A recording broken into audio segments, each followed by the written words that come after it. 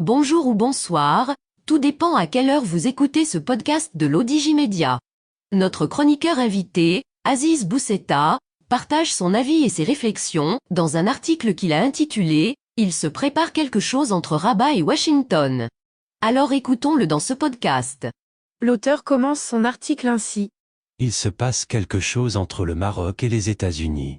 Beaucoup de faits, de rencontres, de visites, bien des rumeurs, des spéculations, des attentes, mais pas d'informations sur l'objectif ultime de toute cette agitation, dans un monde en mutation. Seule chose qui paraît certaine, avec le Maroc, l'Amérique de Joe Biden a longtemps tergiversé, livrant des armes, mais pas les plus récentes, apportant son soutien, mais pas trop, louant les vertus du royaume, mais l'accablant à l'occasion.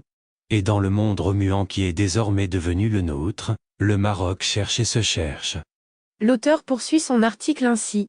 Aujourd'hui, les États-Unis, malgré leur puissance économique, leur force militaire, leur avance technologique, patinent. La Chine présente pour eux un problème existentiel, et les relations Pékin-Moscou s'affirment et enferment l'Europe, qui accepte de revenir dans le giron économique et géopolitique américain.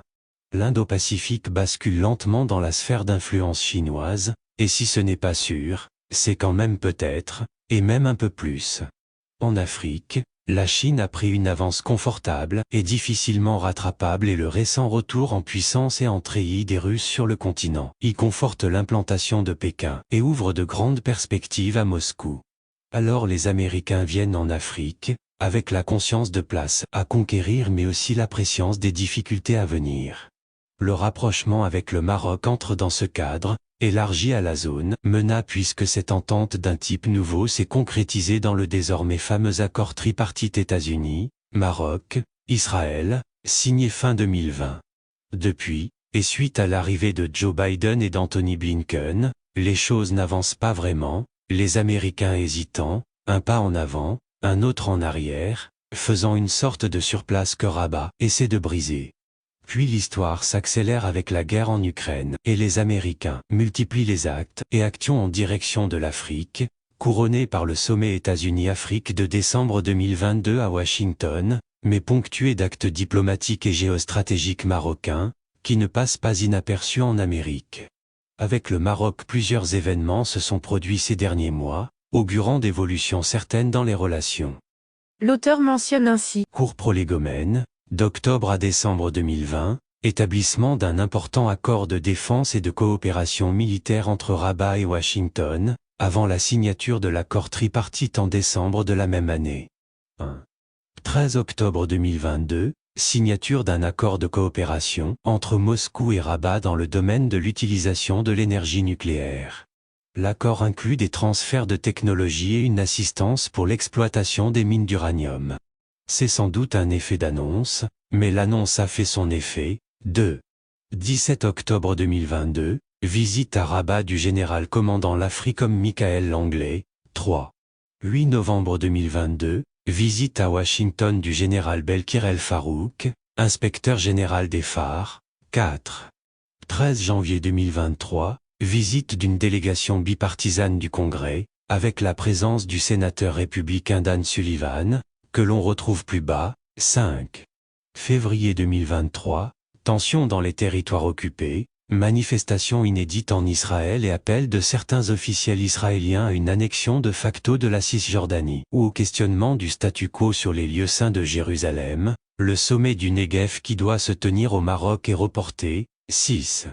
21 février 2023, le patron des directions générales de la surveillance du territoire, Direction générale de la Sûreté nationale Abdelatif Hamouchi, reçoit à Rabat le directeur du FBI Christopher Wray, après avoir reçu le 19 septembre 2022 Avril, directrice du renseignement national américain, et après qu'il se soit rendu à Washington, pour y rencontrer les mêmes personnes. 7. 27 février 2023, une délégation de sénateurs américains atterrit à Rabat et fait la tournée des décideurs.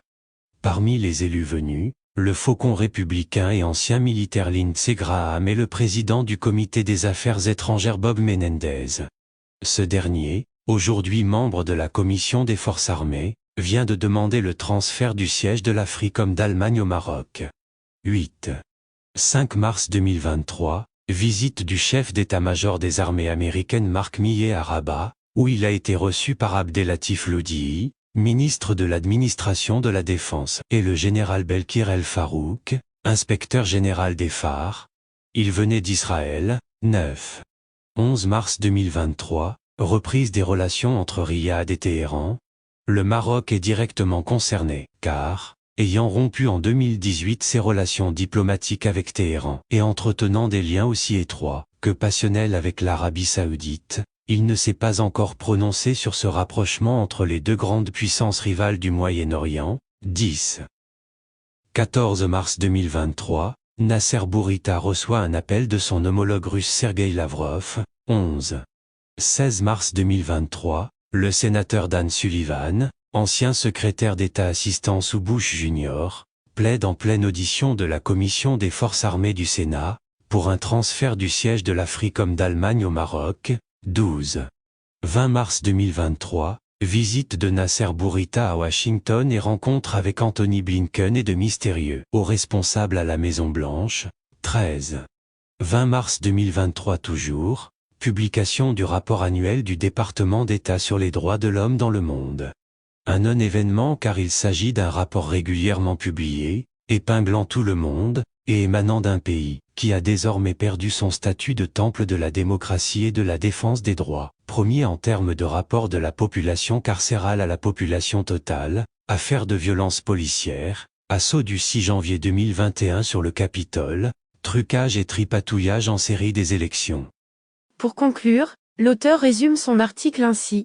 Alors, ces visites croisées de hauts dignitaires anciennement militaires et de militaires de très haut rang, les menaces qui pèsent sur le monde en général, l'Afrique et sa zone Sahel en particulier, les relations tendues avec Paris et détendues avec Moscou et Pékin, la dangereuse irascibilité algérienne, et en l'absence de toute communication officielle. Ce qui, dans ces cas-là, se justifie, tous ces événements, en 6 mois, ne peuvent pas être fortuits, et sont sans doute porteurs et annonciateurs d'un événement, qui pourrait être annoncé prochainement.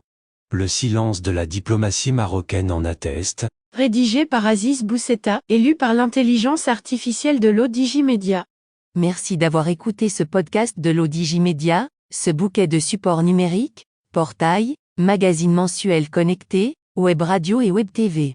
N'oubliez pas de télécharger notre application l'ODJ Mobile sur Play Store et de vous abonner à notre chaîne YouTube l'ODJ TV.